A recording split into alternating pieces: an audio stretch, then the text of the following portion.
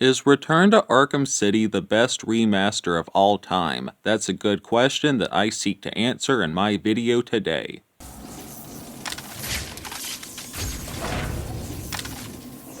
For those who don't know, the original Arkham City is one of my favorite games ever, and I've beat it at least 4 or 5 times in my life, and on the surface, the remaster looks like a simple graphical upgrade, but there is a little bit more to it than that. But as far as the graphical upgrade goes, Arkham City went from being one of the best looking Xbox 360 games in my opinion, to looking even better, getting somewhat close to being on par with Arkham Knight graphically.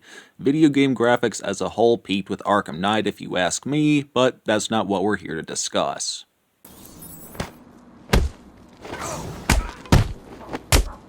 Anyways, everything looks better and is more detailed than before, and really, more remasters should follow Arkham City's lead here if you ask me.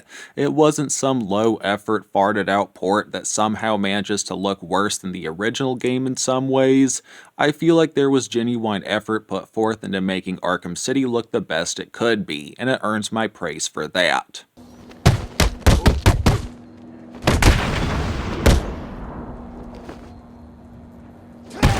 The second and third most notable differences between this and the original game is that A, it came with all the DLC, versus the original base game of Arkham City obviously not having this, and B, you can change your character skin for the main story. Previously, this had only been available on New Game Plus, and as a kid, I really wanted to be able to change my skin for the normal game, so this change was very much appreciated.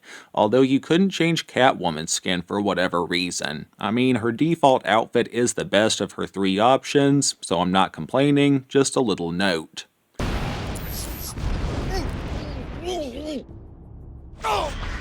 And I'd say that those are the only significant differences between the OG release and the remaster.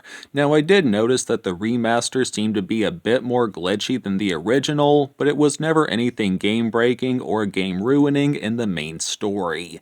As for the gameplay, it's really fun, putting you in the shoes of the Dark Knight for one very rough and very long night in Arkham City, which is more or less a giant prison. The game gives you a mix of gameplay, from flying around and exploring, to stealth predator encounters, and open combat hand-to-hand fighting. As far as exploring goes, there were side challenges and collectibles for you to solve and collect, like scanning things to try and figure out a riddle, or beating a tough puzzle to collect a Riddler Trophy. As for the Predator encounters, I usually enjoyed these, although I wasn't very good at them. You'd usually be put in a room full of thugs with guns, and you'd need to attempt to stealthily take them out.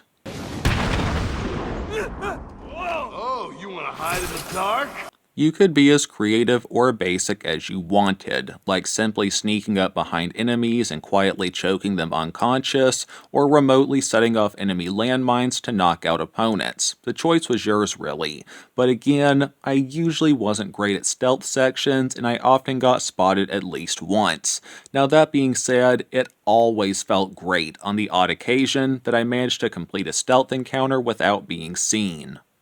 As for the melee hand-to-hand fighting, this is where the true fun lies in my opinion, and I used to be really good at it. Some of my older viewers might even remember my old Arkham channel, where I posted challenge vids and did things like no damage or flawless runs on combat maps, although I've gotten a bit rusty with time. Now the game starts out with just basic encounters, having you battle lightly armed thugs who can be beat by simply blocking and punching, but you later get enemies in armor or armed with knives, shields, and stun batons, and they all have to be beat in certain ways, like performing aerial attacks on shielded enemies, or maybe throwing a batarang at a stun baton thug. You can get really creative with combat encounters and do things like shoot an armored enemy enemy with an electric blast, which sends them flying backwards and makes them hit other foes, kinda like a bowling ball in a way. Or you could break your opponent's weaponry after unlocking that ability. Or you could do something like drop a smoke pelt in a fight and make enemies confused and have them punch each other. The point is, this title offers a lot of freedom in how you play it. Plus, this title offers a boatload of amazing and very enjoyable boss fights, such as Clayface, Solomon Grundy, and Ra's al Ghul. And I remember getting stuck on Ra's boss fight as a kid, and it took me forever to beat him. And when I finally arose victorious after countless tries, it felt great. Oh, I guess I should probably note that I'm discussing this game on the normal difficulty, as I usually review games on whatever the medium or normal difficulty is, but there's also an option for easy and hard, with a New Game Plus unlocked after beating the main story, in which you keep all your progress and upgrades from your first go-round, but the game is overall more challenging, as enemies are quicker and they don't have little warnings for when they're about to attack you. Shifting gears to talk about other things, I would like to brush on the story. I admittedly suck at story summaries, but Arkham City has quite a tale about the Caped Crusader stopping the evil Hugo Strange and Ra's al Ghul, while also trying to find a cure to diseased blood, courtesy of the Joker. Apart from the main story, this title offers a lot of side quests and the legendary Harley Quinn's Revenge DLC, which lets you play as Robin and Batman in events shortly after the end of Arkham City, and it's one of my favorite DLC quests of all time, although the remaster was pretty glitchy here. What kept you? Ever heard of thank you? What happened to the cops? I guess not. But more about the side quest, Arkham City definitely bumped things up a notch over the first game in the series, Arkham Asylum, where the only real side quests were finding collectibles and dealing with the Riddler. While collectibles and the Riddler with his shenanigans did return in Arkham City, there were many other side quests as well, like helping Mr. Freeze save his wife from thugs, rescuing political prisoners from brutal assaults, or destroying Bane's venom tanks scattered around the open world. Oh yeah, this is an open world game. While not as massive as something like Skyrim or Fallout New Vegas, Arkham City has a large area for you to glide around and explore, like I mentioned earlier, so a big W there. As far as a progression system goes, you unlock health boost and new gadgets as the game progresses, but you also earn XP for defeating enemies, finishing quests, and finding collectibles, and you level up after earning enough XP, and each level up allows you to purchase one upgrade, being things like armor or new combat moves. What are you gonna do, Batman? This game also has a lot of cool bonus goodies like concept art, character trophies, and Batman stories that you can unlock by solving the Riddler's riddles and finding his trophies, and this added a lot of good fluff to the game, for lack of better wording. There's good fluff and then there's bad fluff in gaming.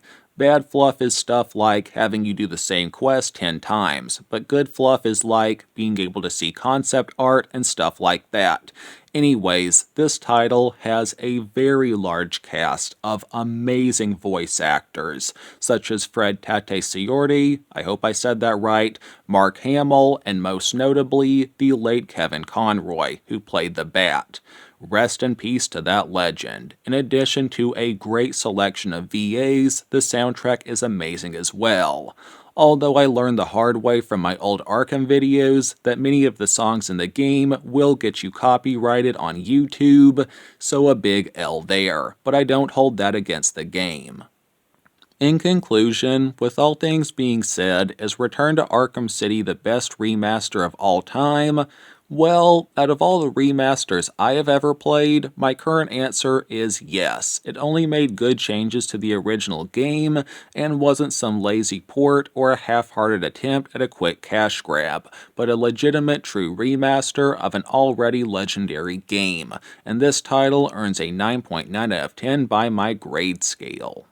I have a lot of good memories of playing the original as a kid on my old 360. It was one of the few games I would play when my strict mom was around, before she completely banned video games, as she didn't like me playing Call of Duty or more violent games like that.